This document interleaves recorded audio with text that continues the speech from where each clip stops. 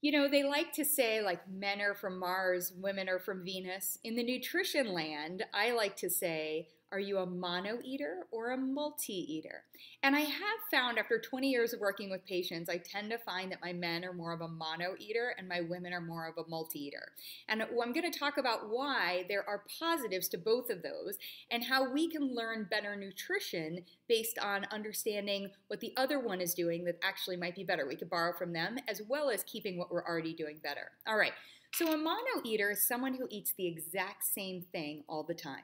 You know, they wake up in the morning and they like to have the same breakfast. They come home at night, they like to have the same dinner. They order the same thing at lunch. They order their beverage the same way. They like to get their salad with the same ingredients on it, or they like to have, you know, whatever it is. There's a lot of sameness that's happening there. And we might hear bells going off. First of all, you might feel personally that that sounds boring, in which case you're probably a multi-eater. But for a lot of the mono eaters, the reason that they do that is they don't want to experience the stress of trying to figure out what to have more often. And you know, that's actually a wonderful thing. We can get decision fatigue by waking up in the morning and thinking, oh, should I have the oatmeal with hemp seeds? Or what if, ooh, I wish I would have done overnight oats. You know, that's really important. Or maybe I'm supposed to get in turmeric, so maybe I should make a smoothie with turmeric. And suddenly it's like an hour's gone by, you still haven't had breakfast, and you end up grabbing a bar and running out the door, right? And so avoiding decision fatigue by having a plan for having the same thing most mornings can feel really, really good. It's like, let me leave the decision making to things that I need to focus on or where I have to make a specific decision. Okay, so what's one of the challenges with mono eating? Well, one of the challenges is that when we get in the same thing, the same grain, the same beans, the same green, we're depriving our body of the benefits of different nutrients from the same group. So what I mean by that is, you know, almonds have different nutrients than cashews, than walnuts. Hemp seeds have different ones than sesame seeds, chia seeds, flax seeds.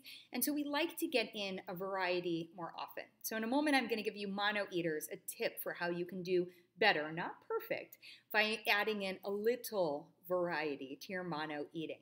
Now, on the multi side, we might say, you know, variety is the spice of life, right? I need to have all of this variety. And I already talked about how that can be challenging, though, that there can be stress associated with that. However, there are huge advantages because when we just eat one green, we could overconsume on a nutrient. I'm not so worried about that. I'd be more worried if it was in the supplemental form. But more importantly, as I mentioned before, you're missing out on the nutrients of others. So when we're consuming a variety of greens, gosh, we're doing really well to get in all of those different nutrients, and we're entertaining our palate and, you know, and also being a great role model for those that are around us. So I love the multi-piece. However, we can end up, as I said, really adding extra stress because we're thinking about all of these different things that we could be having. And we also, in the name of variety, we might be overdoing it. So how can we all do better? If you're a mono eater, my recommendation is that you either do, one thing that I do is every month I just rotate the green. So I like to have a smoothie probably most days, and so I'll have that smoothie, and so or I'll have a stir fry in the evening with greens. And so I just make sure that every month I rotate those greens, and I actually have it on a calendar. It sounds a little anal retentive, but if I don't have it on a calendar, I won't do it because I will wake up thinking that it is November and it's actually March. So I need to make sure that I'm doing it. Another way that we can do it, and the same thing goes for grains or nuts and seeds, but I do have some favorites. For example, I love to get in my hemp seeds and I rely on them. And so what I like to do is I like to rotate the other seeds around my hemp seeds. So I just make sure that if I'm always getting in my hemp seeds that I'm going to add in sesame seeds and pumpkin seeds and, you know, do that rotation around them and still get in the hemp seeds. Okay. So one of the other things that mono eaters can do is you can do more meal planning, and you can say, so I like to have everything planned out. Maybe I'm going to do a series of breakfasts for a week or for 4 weeks. Maybe I'll do something different on the weekends, but then I'll switch my plan after that week or 4 weeks or whatever, and that's how you can integrate something in new. There's no problem with having the same thing every day for a few days, even a few weeks. Let's just try not to do it for a full year, okay?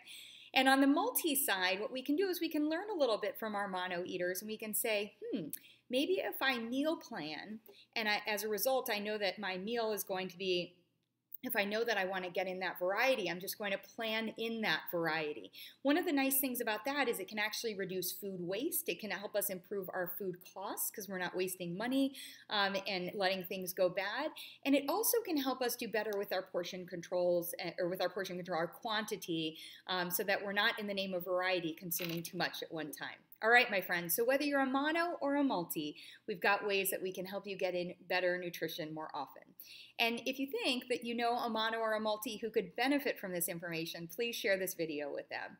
As well as, if you liked learning about mono and multi, give me a thumbs up in here and perhaps subscribe so that you can go ahead and find out when I'm posting other Better Nutrition videos here. It's really my privilege to be able to share free Better Nutrition information that, as a practitioner for 20 years, I've accumulated from what my patients are doing, what they're doing that's already better, and I love to share that with you, as well as what I've helped them learn to do, how to help them make better, not perfect choices more often.